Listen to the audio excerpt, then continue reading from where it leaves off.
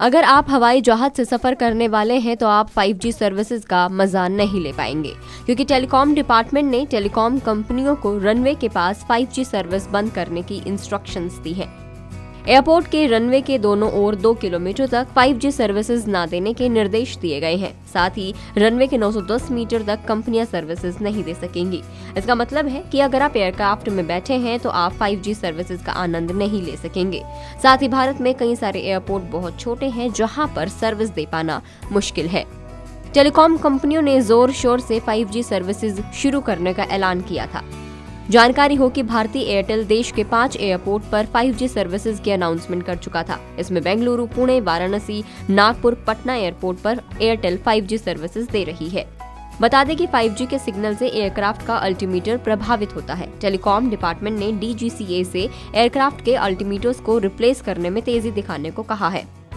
DGCA और मंत्रालय के निर्देश के पीछे मुख्य वजह रेडियो अल्टीमीटर और GPS ही है। आपको बता दें कि रेडियो अल्टीमीटर ऑल्टीट्यूड डिटरमाइन करने के लिए एयरक्राफ्ट के जरूरी इंस्ट्रूमेंट्स में से एक होता है। ये दोनों डिवाइस पायलट को लो विजिबिलिटी कंडीशंस में नेविगेट करने में मदद करते हैं। भारत में 5G बैंड को ऑपरेट करने वाली टेलीकॉम कंपनियों द्वारा यूज की जाने वाली रेडियो फ्रीक्वेंसी से ये दोनों इंस्ट्रूमेंट्स इफेक्ट होते हैं। चलिए अब जानते हैं कि 5G बेस स्टेशन कहाँ स्थापित किए जा सकते हैं। रिलायंस जियो, भारती एयरटेल और वोडाफोन आइडिया को इसी तरह के लेटर्स में DOT ने आगे कहा कि इस 2.1 किलोमीटर की लिमिट के बाद 540 मीटर के एरिया में 5G बेस स्टेशन स्थापित किए जा सकते हैं, लेकिन पावर जनरेशन 58 dBm पर मेगाहर्ट्ज तक लिमिटेड होना चाहिए।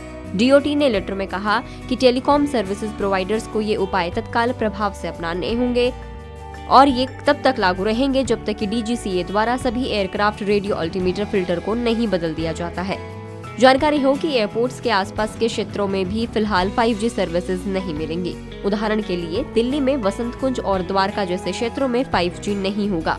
टेलीकॉम फर्म्स को 5G बेस स्टेशंस को इस हद तक नीचे की ओर झुकाने के लिए कहा गया है ताकि 5G एमिशन रेडियो अल्टीमीटर को इंटरफेयर ना करे।